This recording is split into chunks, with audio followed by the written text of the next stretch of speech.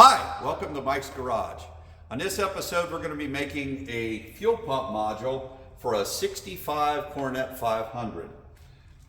There's not one offered for this, so I'm going to go ahead and make an in-tank with a return line out of what you can buy off of a couple different websites. You can get this fuel pump sending unit and pickup. So first thing I'm going to do is I need to cut this off and I need to flare it. And what I'm going to do is after I put the bubble on the end of it, I'm going to bend this a little bit and it will allow this to sit down into the tank. And I'm going to show you. So after I cut it off, first thing I'm going to do is take a file and bevel the edges here. So you can see I get a nice bevel on there, and that takes that sharpness off the edge of it and makes it where it won't stick into this. So the next thing I do is I take my inverted flare tool. This is not just a normal flare. This is an inverted flare. You slide it up in here, and then the way you determine how far up you're going to go is you take this piece right here and you lay it next to it. I go a little more for what I'm about to do here. See, I'm just a hair over it there. Right there is where I'm going to leave it. I'm going to go ahead and get these tightened down. Always tighten with the one that's the wing nut that's closest to your tube. That way you've got more leverage to get this out here. And then I'm going to set it over here in the vise, and I'm going to get it the rest of the way tight, and I'll show you how to do the next part of it. So I got both these tight right here. All right. I snug this one down by hand, then this one I put into the top of the vise, and I use this and spin it around to tighten it. So now it's nice and snug, and this shouldn't go back down into, it shouldn't push out of the bottom there, which is very common with stainless steel. It's very hard to get this stuff clamped into things and work with. It's actually a real pain in the butt. So I want to get this flare on here before I do any bending to this, because if I bend this, then there's a chance I might not be able to get it into the tool and actually do what I'm doing here. So, and the reason, okay, so you see I've got this all in there, and I'm getting ready to, what it's gonna do is it's straight like this, it's gonna make a crimp like this on it, that's gonna kind of mimic what we've got down here. So the key is to not go too far with it. And man, this stuff is tough, let me tell you, especially sitting on a roller chair.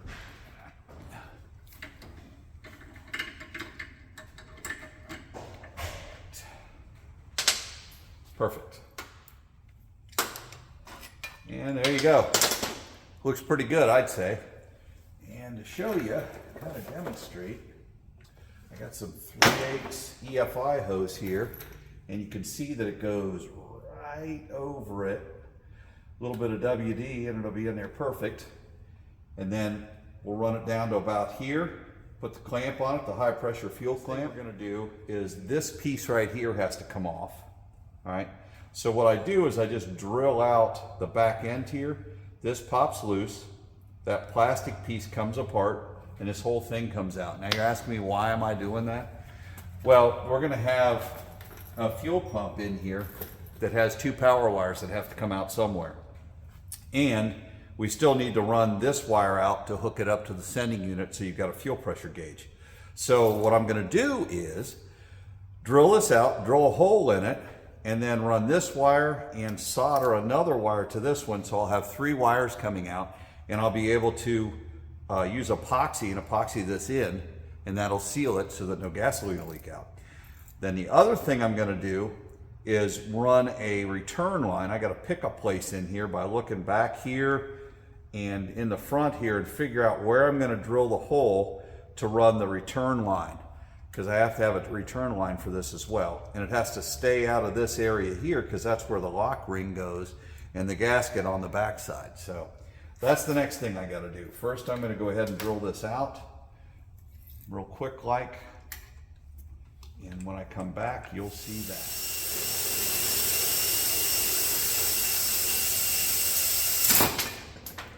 That wasn't supposed to happen like that. So that was rather embarrassing, but Hey, no harm, no foul. What I've done is I set my meter on ohms here, and then you can see that as I go up, the ohms decrease. That's the way these are, they're inverse. It's a little worse for wear, but it works. Now, what I'm gonna do is show you a little trick here. When you go all the way up here, this is supposed to be about 1 to 3 or 4 ohms, somewhere in that range, like 1 to 4 ohms. It's showing 7.3. So what we're going to do is we're going to clamp this on here, take the pair of pliers here, and what we're going to do is bend this down.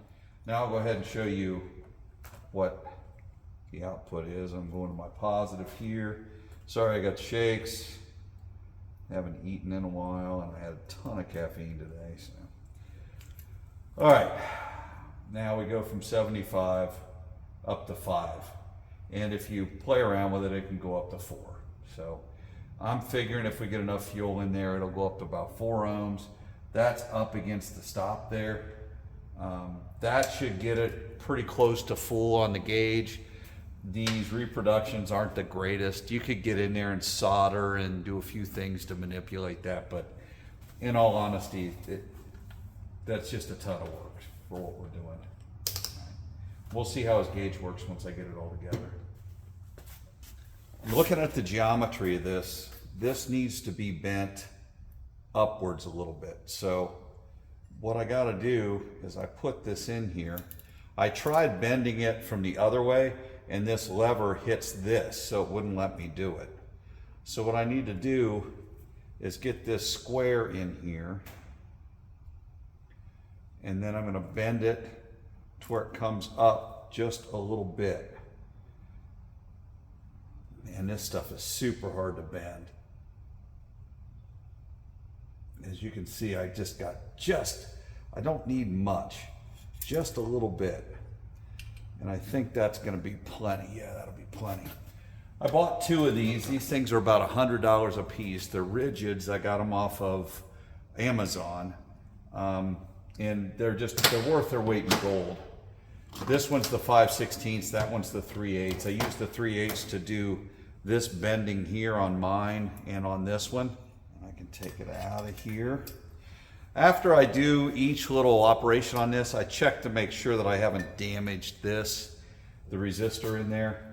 As you can see, it'd be pretty easy to put another one in it, but the whole goal is to not tear this up. So anyway, now I've got it to where you can see it goes in like this. It gives it a little bit of an angle out so that when it's down in here, the fuel pump will sit right about like that. It'll sit up just about like that, and that'll look really good up in there. Okay, stuff from Holley, it's the Hydromat. So this will suck in from all over it. It'll suck in from like a paper thin layer of fuel. It'll take up into this. So it's a really nice way to work this type of a fuel system. So the next thing we're gonna have to do, we've got our hole now, okay, we've got all that done. The next thing I have to do is figure out where I'm gonna drill the hole to put the 5/16 line in. And then next thing we gotta do is drill a hole for the return. I'm gonna put it right here. If you look underneath the back here, it's gonna come out right about there. And I mean, there's just no room to run it here or here. It's gonna be too close. So this is about the best place, either here or here, and I just chose it on the bottom side here, just because it's random. This is stainless steel that I'm drilling into, and it is a real pain. So I'm gonna go ahead and chuck this up in the vise and get started drilling.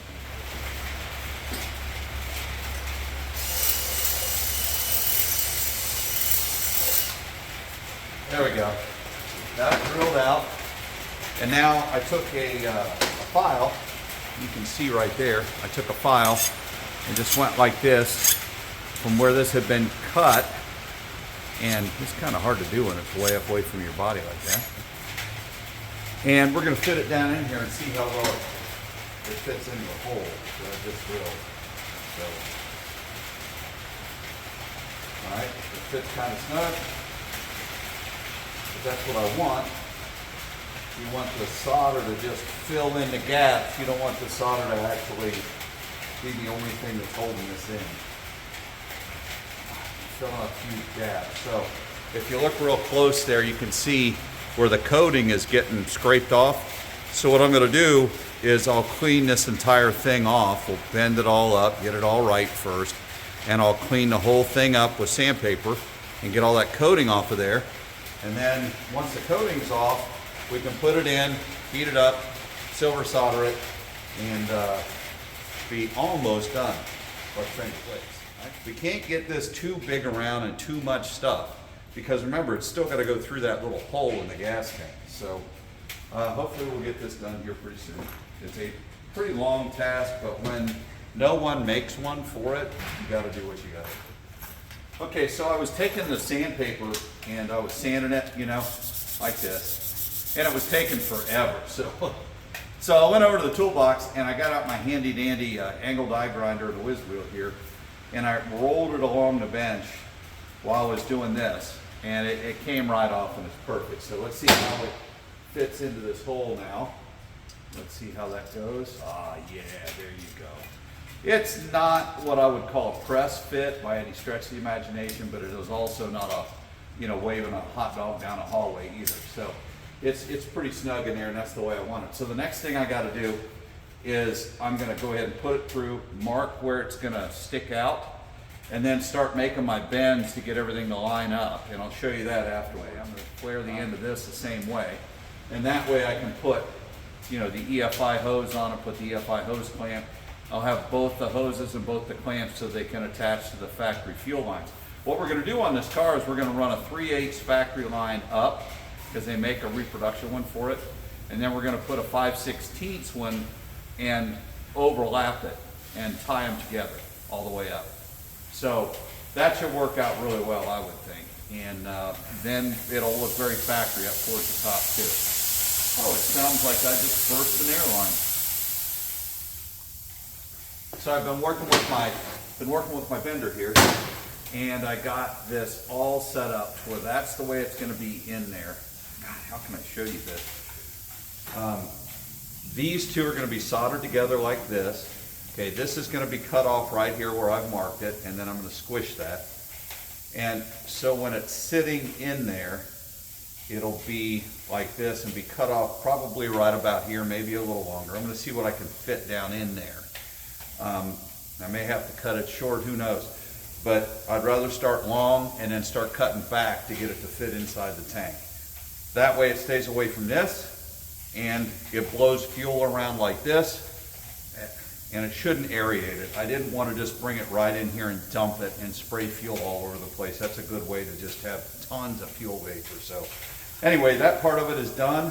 I may have to touch this up and get this a little straighter up here once I get it all together. But hey, I'm going to call it a win. Those are very few and far between with old cars. Well, I got another warm day to work out in the shop. So I came out here, I cut off the excess from this. And now when I line up my line here, everything is straight and true and looks right. Okay, so the next thing I got to do is I got to cut this off the length, and I need to crimp it so that I can get this end on it for the hose to go on. But what I want to do is do all that outside of this. So I got to see if I can thread this all down through from the top. If I can, then I can go ahead and measure this, cut it. So cross your fingers for me. Oh, well, that's not neat. Yeah, everything goes great, and then bam, stops. So I don't know about this.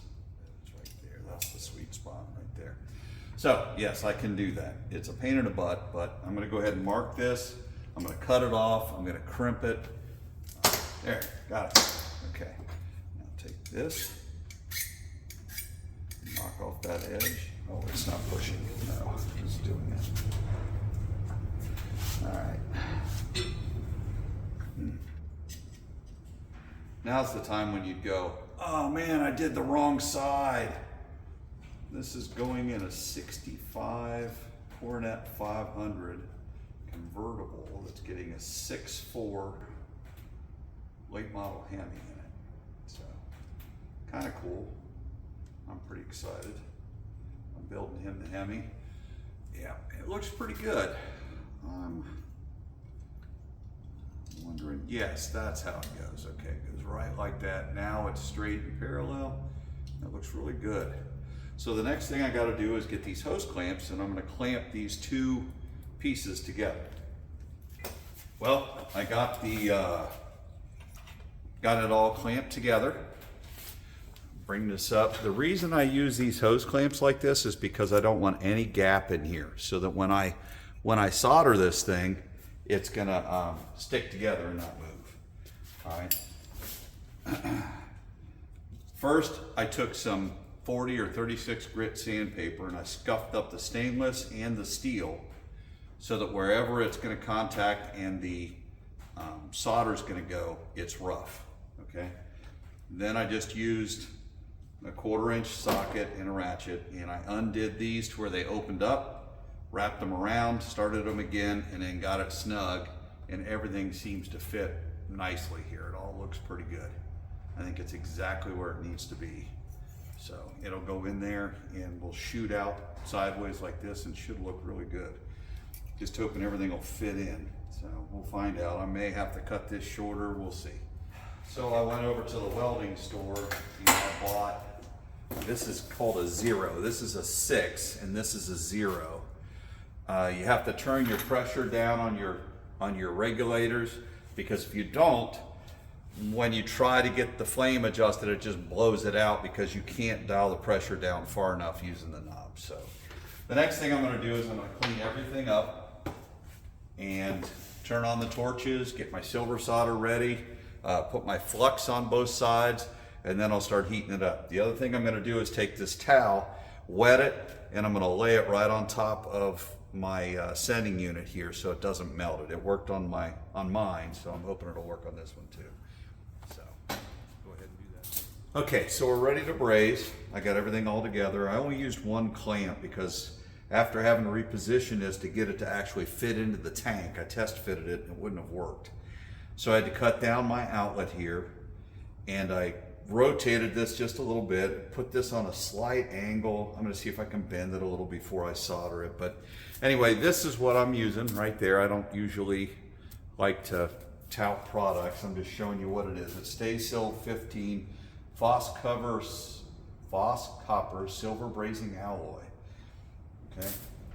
And then all this does is really just prep the surface for it to adhere. So it should burn away, we'll see. All right, I got my wet towel around here. That should keep that from getting too hot. Go ahead and see if we can get this torch to work. There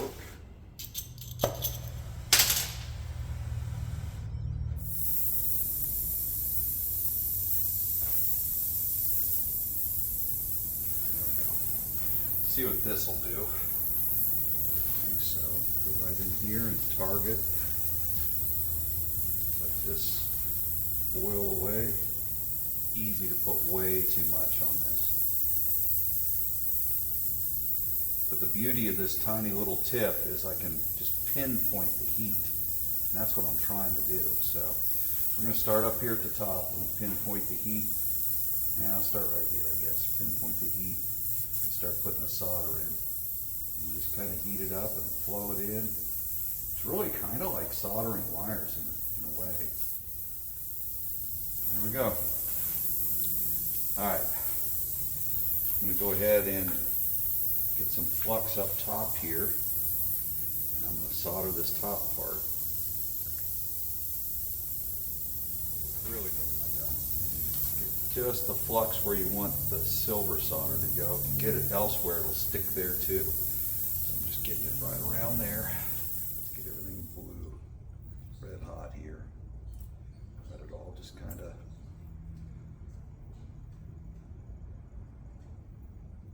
melt. Adhere to it. All right, looks pretty good. Pretty sure that's good.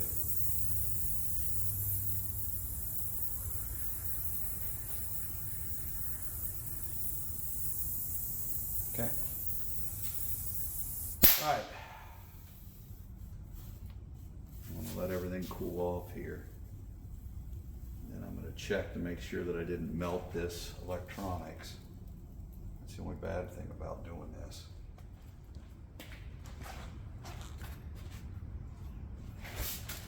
I got it all silver soldered together, and I took a wire wheel on my drill here, because we still don't have a nice wire brush set up on a grinder yet, because everything's still new. And I cleaned up my solder. I didn't clean up the top here yet, but I will. I've still got to drill a hole here, enlarge this hole for the wires to go through. I went ahead and attached the pump to the unit here, and I used the EFI hose clamps and EFI hose. It's real important. These EFI hose clamps come in a box like this. I get them at O'Reilly's in a big box, and what they look like is basically like that. Okay, they're just a round piece, and they're designed for EFI pressures. The hose clamps that you get at the store, you know, are meant for low pressure, and for some reason that's what they always put in these fuel pump kits, and I prefer to use these. Now, while I was cleaning this up and I put this on, I tried getting it into the tank, and I'm going to have to do a workaround around this. This was designed to go in and then turn sideways. This would go through the hole and then go down. Well, with this on here, it won't do it anymore. So I think I've got an idea for it, but for right now, what I got to do is I'm going to solder a wire onto here, and I'm going to drill this hole out, plug in the wires, route the wires up, and then out through here, and I'll probably use some wire ties to hold those on. And I'll be back in a minute. Yep. All right, that should be done. So as you can see, I've got the wire soldered on there now. And this is the original wire that went down into here that I caught the drill, you saw that.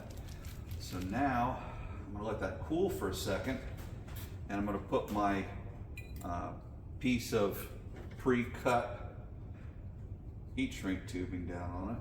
I buy that from Amazon as well, in a big kit like this, because we do a lot around here in the shop. There we go. So now it's heat shrunk. We have our wire, and that's the first. Next is the wire from the fuel pump. Every step I've been hooking up my meter and checking this to make sure that the resistance and everything still works in it. And it does, luckily. Okay, next thing is to plug in the wiring for the fuel pump, which is this right here. This comes with the fuel pump kit from Holley. And I slide that in. Here, click. There you go, it's in there. Next thing is to drill this hole out here, make it big enough for all three wires to go through, so don't have to enlarge it too much, but that's the next thing. So it's time to epoxy. So I've got this on our dining room table while my wife's at work, so please don't tell her if you see her. And I use magazines, whatever I can find, catalogs, you know, all that free stuff you get from being a car guy. I use that to cover up the table. I'm going to use a paper plate to mix this up. I also have zip tie cutoffs that I collect up off the floor, and I reuse those to mix the epoxy, because you're not supposed to use anything metallic. The JB Weld that I'm going to be using is resistant to fuel, so I've used this on several other applications and it works great. It doesn't leak or anything, but it comes with a little... What we're doing, just to recap, is going to go ahead and epoxy around the wires on both sides. Now I've taken sandpaper and I've roughed this up to get a good surface for the epoxy to dry to and stick to, okay? And I'm getting the wires to where they're bent and going to be straight up through here. I don't want them really on the metal. I want them out in the center here, and I've got that. So now all I got to do is start mixing up epoxy. Okay, let's go ahead and mix this together real well. That's the secret, is to get this all mixed up really, really well. And don't worry about hurrying with it.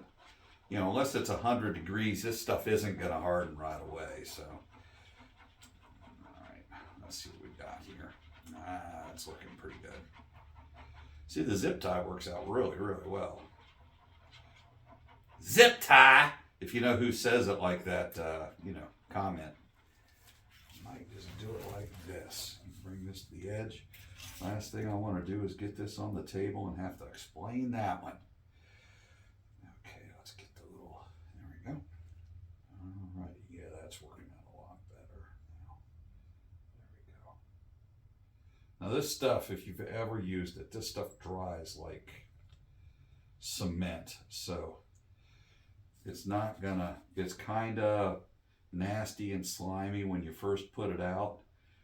But within about 20 minutes, half hour, it'll start hardening and you'll see that.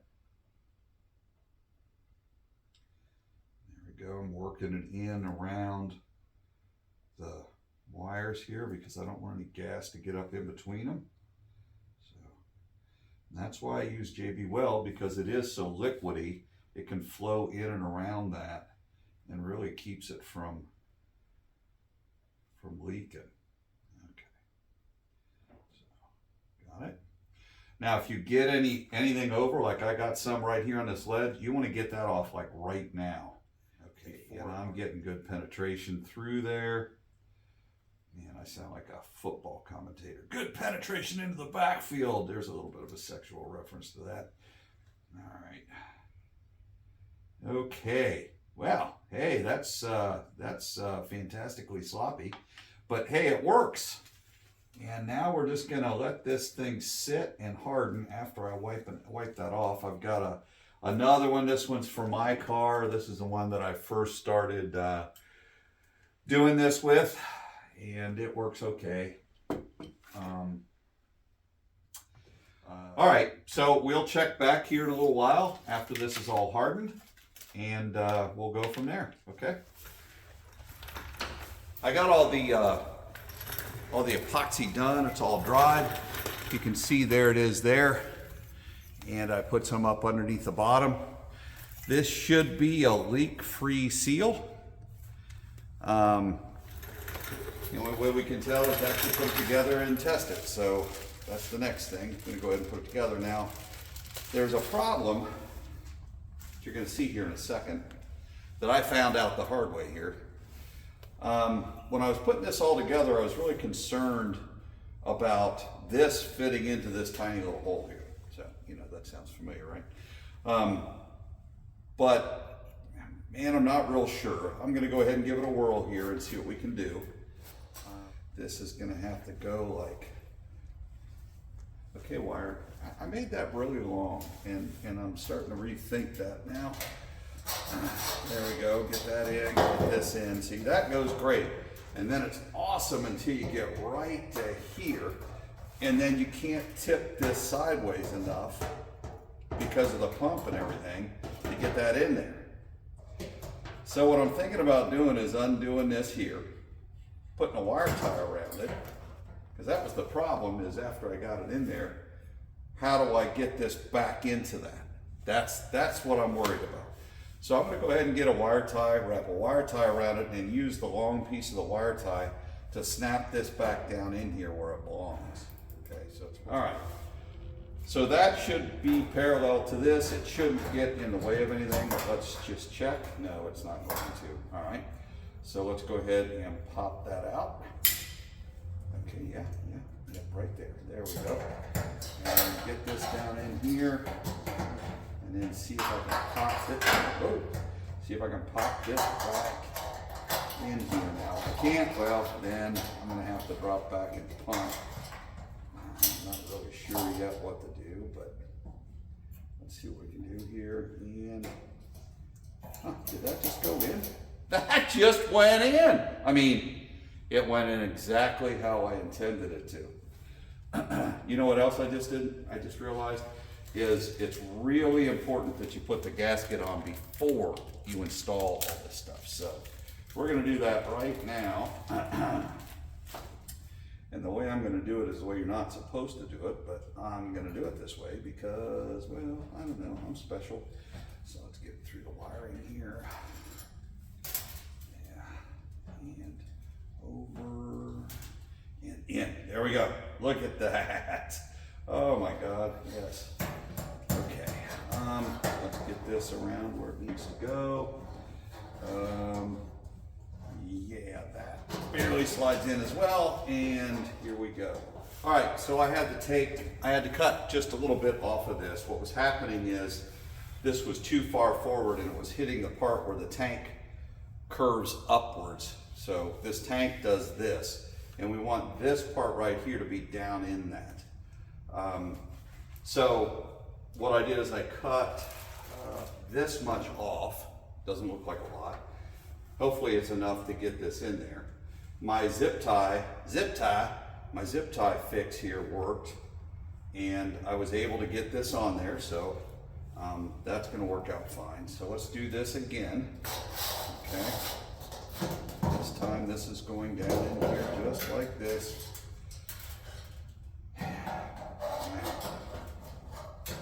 Bring this back up, get this popped on, and it does indeed just snap right in there.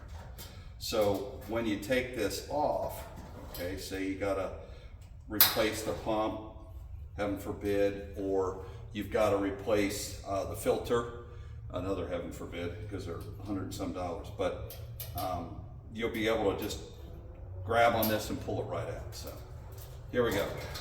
Get this down in here. Yep. Now, before I do the gasket, it seems kind of a waste. I got the gasket all the way on there before, and it wouldn't do what it was supposed to do. So let's see now. There it is. Now it sits down in there nicely. You can see just a slight amount of pressure. You want a little bit of preload on that filter to keep it down in there, because this isn't a normal filter. That's a normal filter right there.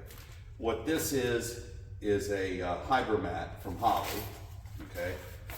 They make them in all different flavors, and this flavor happens to be for this type of a tank setup.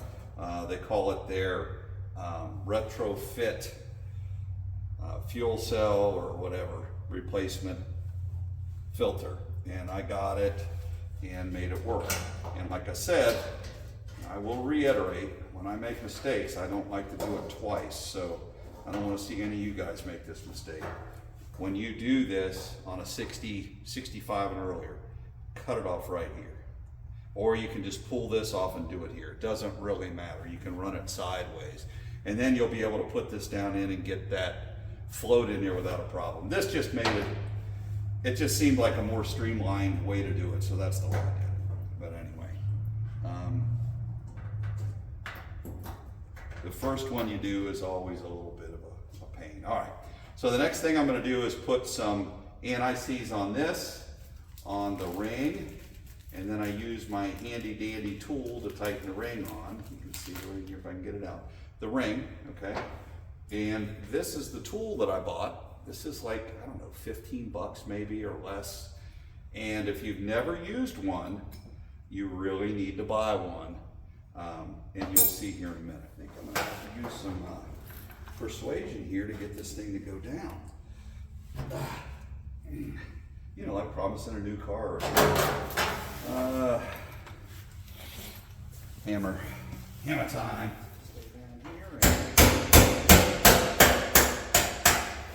Now, did it go under all of them? That's what I gotta see here. Yes, it did. It went under all of them. I just needed to put a little more oomph in my step. And now what I do is I go a little more until I hear this thing click.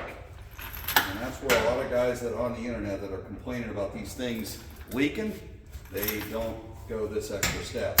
And I'm gonna fix that wire real quick. Okay, kapow, there it's cut. So I got this to go in, and what I wanted to show you was what I was talking about. See that little like detent right there? Light that There's one there, there's one there, and there's one there. And they're designed to fit up in here and lock it in, okay? Another thing you could do is you could take a screwdriver and tap this down if you want. You just got to be careful with this stuff because it's just spot welded on. And this is all cheap Chinese reproductions. So, I mean, you got to be careful with this stuff. I took my time. It took a while. I tried 2 different rings. I tried this ring here. I tried this. It worked okay, but it didn't have the detent to lock it in, and that was important to me. That my friend didn't have any problems with this when he gets it. So, you know, that's about it. The only other thing I'm gonna do is I'm gonna put a 3-wire connector on this so that when we do his wiring harness, we can kind of customize it, and it'll have the fuel sender in it, and it'll have the power and ground for the pump, and a 3-pin connector. Yes, a 3-pin connector. All right, so these are only like 12 gauge wires. We're gonna probably run 10 gauge from the connector up to the battery. Why? Well, because this is only not even quite a foot long. So 12 gauge will carry a lot of amperage in that short amount. But if you were to run 12 all the way from the battery at the front of this car, 19 feet back to this, that's gonna have a voltage drop in it. So we'll run 10 gauge back to the other side of the connector, connect it together, and it'll work fine. But this is what it looks like down inside. You can see everything works. The wire tie doesn't get in the way of anything. I've already flipped the tank upside down and right side up, and it goes from full empty to full period. You get what I mean. But you can see how well it fits down into the bottom there. These little grooves that the tank has, those are recesses, and that's where the sock sits. So even when this tank is pretty much bone dry, it's still going to be able to suck fuel up. So you can see how well everything fits and how well it works. You can also see that if you went side to side with it, that it would work that way too, but you wouldn't get down into these crevices. And I think that's the reason why I did this when I was first looking at it, was just to be able to get those crevices like that. I'm going to zoom in here a little bit. You can see what I mean. It sits right down in there, and you can see the float level. You can see the wire tie. It actually looks close to everything, but it's not. It's actually way far away from all that. And if it moves around without having any liquid in it, it's going to move around a lot easier with liquid in it. So there you go. That's it. Done. So this is my way of doing a fuel pump module. There's lots of other ways to do this. I'm sure that some of you are scheming right now that are watching this. I gave you some hints on how to keep from having to do my little fix for the fuel pump float, or the fuel level float, still working. But other than that, thanks a lot for watching Mike's Garage. There'll be lots more videos coming here pretty soon. I've got a ton of them that I have to sit down and edit and everything, and I'm sorry it doesn't come out as regular as I would like it to be. But thanks a lot for watching. Make sure to like and share and tell people about it. There's a lot of cool stuff we do. But thanks for joining in. Take care.